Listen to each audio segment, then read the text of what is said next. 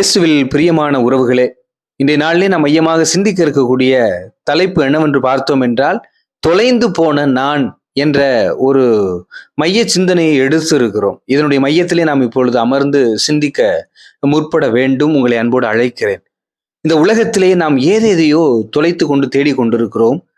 ஆனால் நம்மையே தொலைத்து நாம் எதையோ தேடிக் கொண்டிருக்கக்கூடிய சூழ்நிலையை நாம் மறந்துவிடக்கூடாது, மறுத்தும் விடக்கூடாது. என்னை நான் இழந்தேன், அது எங்கு என்பதைத்தான் நாம் தேடி பார்க்க வேண்டும். ஒரு கல்லூரியிலே இருந்த அனைத்து மாணவர்களும் இன்பச் சுற்றுலா செல்ல நேர்ந்தது. அவர்கள் திட்டமிட்டபடியே சென்றார்கள். ஓரிடத்தில் பேருந்து நின்றது. அனைத்து மாணவர்களும் இறங்கி அவர்களுக்கான அந்த இயற்கை காட்சிகளை பார்த்த பிறகு மீண்டும் பேருந்தில் ஏறினார்கள். பேருந்தில் ஏறிய பிறகு தலைமை மாணவர் எல்லாரும் ஏறிட்டாங்களா என்னன்ட்டு எண்ணி பார்க்கிறார். அப்ப எண்ணி பார்த்தா போனது 100 பேரு.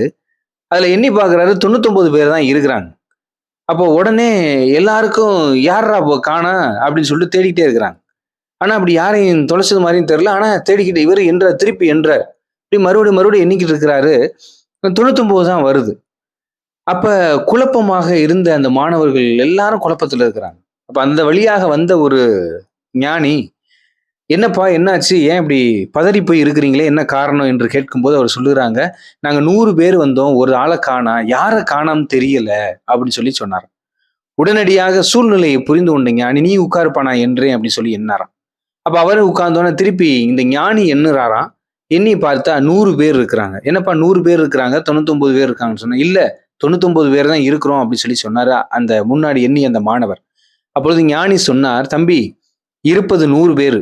நீ எழுந்து நின்று எண்ணியதனால் உன்னே நீ கணக்குல சேர்க்க மறந்துட்ட. அதனால உன்னுடைய எண்ணிக்கைக்கு பார்த்தோம் என்றால் 99 அப்படிங்கிறது தான் உன்னுடைய எண்ணிக்கையாக இருக்கிறது. ஏனென்றால் உன்னை அதில் சேர்க்க மறத்து விட்டாய். எனவே உன்னை நீ சேர்த்து கொண்டால் தான் 100 ஆவீர்களே ஒழிய, உன்னை நீ மறைத்து கொண்டால் எப்படி 100 ஆக முடியும், 99 தானே ஆக முடியும் சொன்னோன்னு தான் அங்கிருந்து அனைத்து மாணவர்கள் நிம்மதி பெருமூச்சு விட்டார்கள். ஆகா, அப்ப தவறுதலாக எண்ணி விட்டோம் போல அப்படி என்று அவருடைய தவறை உணர்ந்து கொண்டு ஒரு விழிப்புணர்வு பெற்றவர்களாக அந்த இன்ப சுற்றுலாவை கழித்து மீண்டும் கல்லூரிக்கு திரும்பக்கூடிய அந்த சூழ்நிலையை பார்க்கிறோம். அன்பிற்கினிய உறவுகளை, இதே போலதான் பல நேரங்களில் நாம் நம்மை தவற விடுகிறோம். எங்கு என்பதை நாம் சிந்தித்து பார்க்க வேண்டும். நம்முடைய சிந்தித்து பார்க்கும்போதுதான் அது நமக்கு புரியும். இப்ப உதாரணத்துக்கு என்ன சொல்லலாம் அப்படின்னா, முன்னொரு காலத்துல வெளிநாடுகளிலோ இல்ல இராணுவத்திலோ பணிபுரியக்கூடிய கணவர்மார்கள் என்ன செய்வாங்கன்னா, அங்கிருந்து கடிதம் வழியாக தன்னுடைய உறவையும் இருப்பையும் மகிழ்வையும் பகிர்ந்து கொள்ளக்கூடிய சூழ்நிலை இருந்தது. ஒரு கடிதத்திற்காக பல நாட்கள் அந்த ஏக்கத்தோடு காத்திருந்த மனைவிமார்கள், அதை மனைவியிடமிருந்து கடிதம் எப்பொழுது வரும் என காத்திருந்த கணவன்மார்கள், பெற்றோர்கள், குழந்தைகள் எல்லாருமே காத்திருந்த சூழ்நிலை இருந்தது. அந்த கடிதம் ஒரு உறவை இணைக்கக்கூடிய பாலமாக இருந்தது. அந்த உறவுகளுக்குள் அந்த ஒரு கடிதம் ஒரு பாலமாக இருந்து அவர்களை மென்மேலும் வளர்த்தெடுத்தது. அது காலப்போக்கில் வளர்ந்து நவீனமயமாக்கப்பட்ட பிறகு நம்முடைய கைகளிலே கைபேசியாக சிறிய ஒரு பெட்டியாக அமர்ந்திருக்கிறது. இந்த கைபேசி மூலமாக நான் தெரிந்து கொள்ள வேண்டியது என்னவென்றால், விரைவாக எல்லா செய்திகளும் கிடைத்து விடுகிறது. எங்க இருக்கிறாங்க, எப்படி இருக்காங்க, அப்படி இருக்கிறாங்க அப்படின்னா உடனே கிடைக்குது. அப்போ உடனே நம்ம என்ன நினைச்சிடறோம் அப்படின்னா, அவ்வளவுதான் தெரிஞ்சுக்கிட்டாச்சுல அப்படின்னு சொல்லிட்டு போறோம்.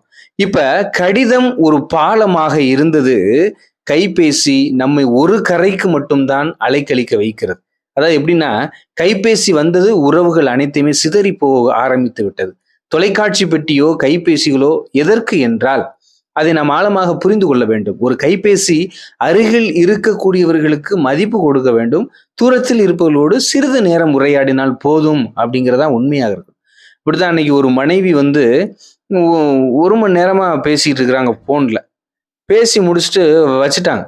வச்சோன கணவர் கேட்கிறாரு, என்னம்மா எப்பவும் 3 மணி நேரம் பேசுவ, இன்னைக்கு 1 மணி நேரத்திலே போனை வச்சுட்டியே, என்ன காரணம் அப்படின்னு கேட்கிறாரு. உடனே மனைவி சொல்றாங்க, யாரோ ராங் நம்பரான், அதான் என்ன ஏதுன்னு கேட்டுக்கிட்டு இருந்தேன் ஒரு மணி நேரமா அப்படின்னாங்க. பாருங்க, இப்ப 1 மணி நேரமா ஒரு ராங் நம்பர்ட்டே இவங்க இவ்வளவு தூரத்துக்கு விசாரிக்கிறாங்க அப்படின்னா இவருடைய வாழ்க்கை எப்படி இருந்திருக்கும் என்பதை நாம் சிந்தித்து பார்க்க வேண்டும். நாம் எங்கு தொலைந்தோம், நாம் எதை தொலைத்தோம் என்பதும் தெரிந்து கொள்ள வேண்டும். ஒரு கைபேசி என்பது நம்முடைய உறவுகளை இணைக்கக்கூடிய பாலமாக இருக்க வேண்டும். ஒரு இல்லத்திலே அனைவரிடமும் கைபேசி இருக்கிறது. அனைவரும் அவரவர்கள் எங்கெங்கோ உள்ள உறவிடம் உரையாட போகிறார்களே ஒழிய, அருகில் இருக்கக்கூடிய மனிதர்களை மறந்து விட்டார்கள். ஏன், தன்னை கூட அவர்கள் மறந்த நிலையில் இருப்பார்கள். எனவே இதை நாம் சிந்தித்து பார்க்க வேண்டும். அடுத்ததாக தொலைக்காட்சி பெட்டியை நாம் எடுத்துக்கொள்ளலாம்.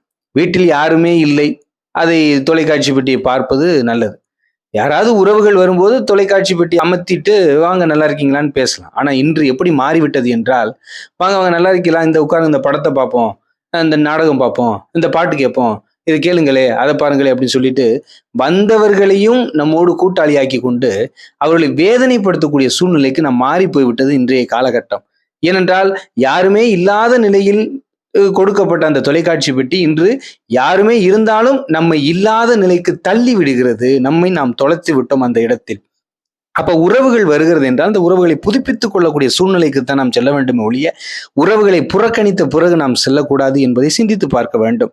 இயேசு கிறிஸ்து, "நீ உன்னை அறிந்து கொள்" என்பது அவருடைய மையமான சிந்தனையாக இருந்தது. ஏனென்றால், "நான் யார் என்று எனக்கு தெரியும்.